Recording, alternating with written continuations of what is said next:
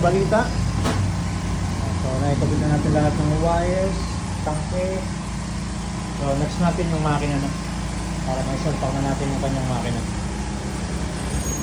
So, ito yung kanyang makina. So, yung dati yung piyesa pa rin ang gagamitin natin dyan. Yung dati pa rin block. Tapos, nagpalit tayo ng starter clutch. Ayan. Then yung head, papalitan natin ng lagong bearing. Same set pa rin, wala tayong babaguhin. More on linis na lang to.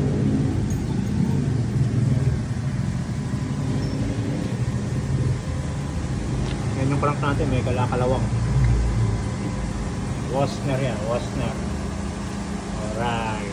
So, build na natin tong makina niya. Puro kalawang na. Alright, ito yung ating base gasket. Ito na yung ating 6mm. Ayan. Yeah. So, block natin yung dati pa rin. Ito pa rin luma. Then, refresh lang to. Binaklas ko lang lahat para malinis na rin yung makina. Pero hindi ko siya biniyak. Lagyan natin yung piston.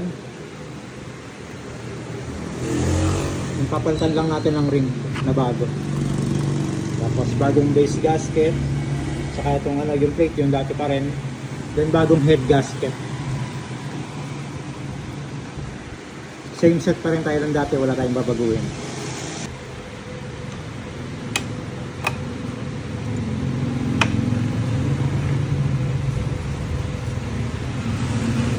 Yan. Yan, subuhin yung ating makina. Pwede nyo isang pa sa ano to. Pwede nyo isang pa sa ating chassis. Double check lang. Tapos, isang pa na natin. Yan.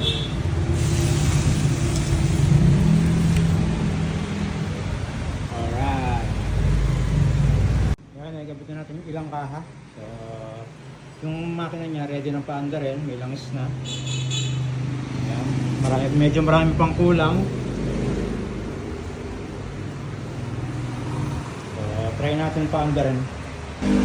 Wala pa nga palang type yan. Pero start natin.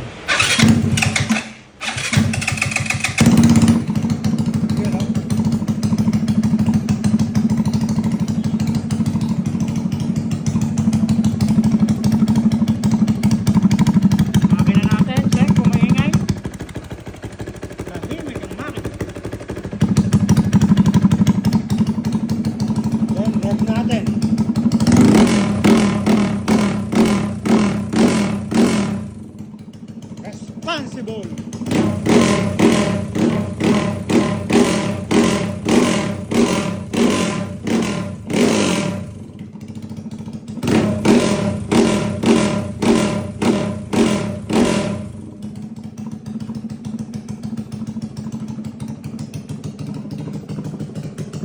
Medyo marami pang kulang.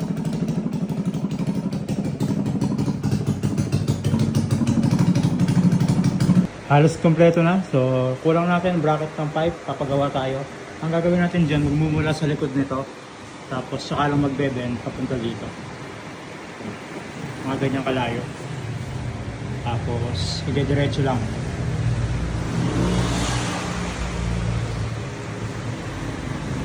Yan yung tapalodo at saka yung visor. Nagpagawa tayo kay J-Pat ng forged carbon yung pinagawa natin na may touch din ng red. Yeah. Para hindi na lumayo yung kulay masyado. Yun, no?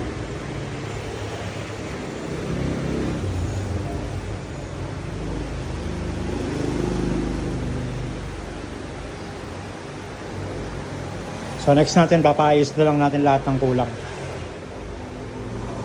Halos kompleto na tayo. Pipe na lang ang kulang. Bago yung bracket ng pipe. Ayan na.